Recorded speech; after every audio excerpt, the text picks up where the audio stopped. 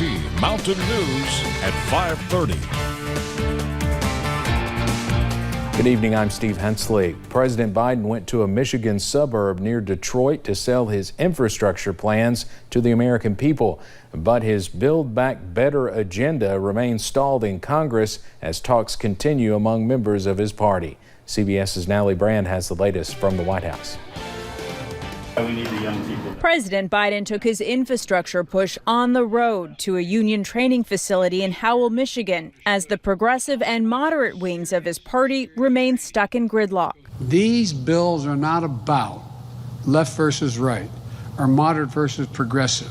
They're about opportunity versus decay. It's 50-50 in the Senate, 3-vote margin in the House. Vermont Congressman Peter Welch is one of several Democrats who have spoken with the president this week to hash out a way forward on the roughly $1 trillion bipartisan infrastructure bill and a larger social spending measure. We're going to have to come down on the number, and we may have to come down on the duration, and we may have to come down on the scale. CBS News has confirmed the new range mentioned by the president is around $2 trillion, down from the original $3.5 trillion price tag and closer to what was proposed by West Virginia's Joe Manchin, a key Democratic vote in the Senate. I'm not ruling anything out, but the bottom line is I want to make sure that we're strategic and do the right job, and we don't basically add more to the concerns we have right now. Meanwhile, Congress has less than 2 weeks to raise the federal debt ceiling, or else the U.S. could run out of money to pay its bills. It's not in dispute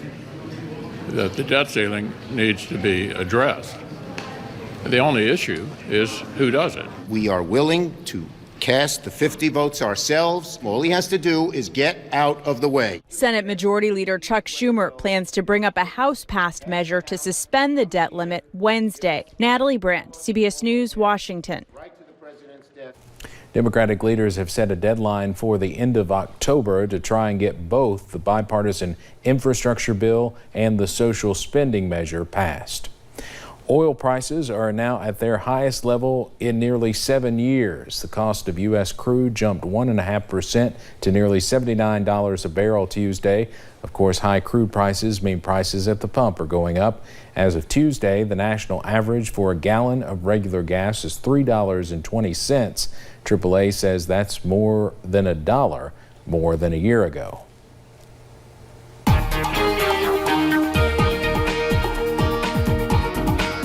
We've been watching clouds on the increase as we've gone through the afternoon hours, and that increase looks to continue right on into this evening as we will reintroduce some shower chances back to the mountains as we head later on this week. Outside, you see from our time-lapse camera at US 119 at Pine Mountain, you see what we're dealing with. We had a couple of breaks in this of sunshine, but we're starting to see those clouds work in that overcast there. Same thing at Slade along the Mountain Parkway. We are deep into the overcast this afternoon. That's cooled us off. We're only in the low, couple of middle 70s in the far southern parts of the area. Further to the north, though, we're much warmer. 77 in Hazard, 77 also into Prestonsburg at this hour. Dew points, they're up there in the middle to upper 60s, meaning we have plenty of moisture for showers to work with as they begin to move from south to north along with our cloud cover. And we've got more showers on the way as we head into tonight. Middle 60s for those lows tonight, more showers on the way as that cutoff low continues to move up to the north. I'll have the details on that and an early look at the weekend forecast coming up in just a bit. Steve? Evan, thank you. A Floyd County teacher who was diagnosed with cancer has recently returned to the classroom, and students and faculty are celebrating. WYMT's Jordan Mullins has more from Betsy Lane Elementary's Pink Out Day and the return of one of the school's strongest Bobcats. After being diagnosed with breast cancer in June 2021, Susan Green, a special education teacher at Betsy Lane Elementary School, was forced to stay home. Well, I feel like I'm back to normal. I didn't feel like myself while I was off. But faculty and staff made sure she was taken care of and supported Green during her fight. We really want all of our teachers to feel, that we're just one big happy family, and if, push comes to shove, we're going to have your back and we're going to be there no matter what you need. Since being diagnosed, Green is now completely cancer-free and returned to the classroom on Tuesday. Since day one, the whole faculty and the students who have known about it have just been awesome. They have shown a lot of support, offered to help in any way they can. To celebrate Green's return and spread awareness during Breast Cancer Awareness Month, Betsy Lane Elementary held a Pink Out Day. It almost brings me to tears. I knew that they supported me and that they were there with me from day one. A show of support from the entire school and having students in the classroom made things a little sweeter. It's really amazing seeing all my students and their smiling, beautiful faces, and I'm just happy to be back. Helping a teacher get through her battles and celebrating her return after being victorious. In Floyd County, Jordan Mullins, WYMT Mountain News. Green was not the only Bobcat to fight cancer in 2021. Fellow teacher Margie Blackburn is still battling pancreatic cancer, but Green did say that Blackburn was feeling a bit better. An urgent call for help. The Red Cross says they are in an emergency situation. Life-saving blood supplies are dangerously low. Organization leaders blame a surge in COVID-19 cases for the shortage driven by the Delta variant. Red Cross members say its national inventory is the lowest it's been at this time of year since 2015. There is less than a day's supply of certain blood types. There are concerns for hospitals who may have to delay elective procedures or surgeries. A worst case scenario is that the hospitals won't have the blood for emergency type situations. The organization estimates it will need to collect around 10,000 additional units each week for a month above what's normally donated in order to make up for the shortage. Food stamp recipients will see their monthly payments go up in October thanks to a major update to the program. The increase comes as part of a U.S. Department of Agriculture review of the food stamp program as required under the 2018 Farm Bill. For most people, it means an additional $36 per month. A new maximum will increase to $835 a month for a family of 4.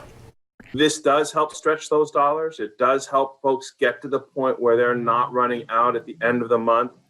So it's an important increase. So this is why the program is important in and of itself.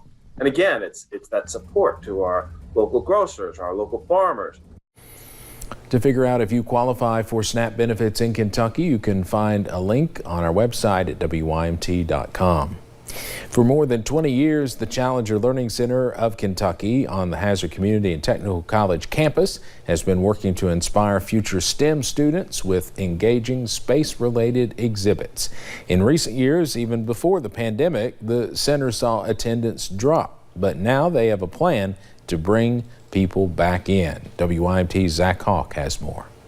Moon, Mars, and Beyond, a space exhibit to coincide with the Artemis missions at NASA later this year. We're hoping that these kids who are going to be growing up just like the Apollo generation grew up in the 60s, these kids are going to be growing up with this Artemis program, and it's going to be very inspiring for them. The mission to inspire began here 2 decades ago. We were lucky here in 1999 to be the first center that was opened outside of a major metropolitan area, and we're very proud of it. We've been going strong ever since. Serving all of eastern Kentucky, the center offers something most rural areas don't have. The Challenger Center's a chance for all of our students to get a top quality educational experience that's a lot of fun, that they remember for a lifetime. And after 22 years, some of those lifetime memories are coming full circle. One thing that we're seeing is a lot of teachers that are bringing their students here to the Challenger Center who came as students themselves. For 2 years, the team here planned for this new exhibit. We've been working pretty much day and night for the entirety of that span, getting everything together, planning, making sure everything's just right. A private demonstration will be ready at the end of the month, with the full exhibit opening in spring of 2022. In Hazard, Zach Hawk, WYMT Mountain News. When complete, the Moon, Mars, and Beyond exhibit will have a massive 2-story tall model spaceship, a robotics exhibit, a Moon and Space Command Center activity, and updates as the NASA Artemis mission progresses. Kentucky Transportation Cabinet officials are issuing an antler alert for drivers. The alert is issued from the months of October through December. Due to an increased risk of potentially hitting animals while driving, transportation officials are asking drivers to be alert and careful while on the road. In 2020, State Farm insurance officials reported 1.9 million claims were made involving deer and other wildlife. Coming up on Mountain News at 5:30, a special tribute for an Eastern Iowa World War II veteran who's made it possible for other veterans to visit the Washington, D.C. memorials built in their honor. And rain chances aren't done yet. We have plenty more for midweek. I'll have all those details coming up.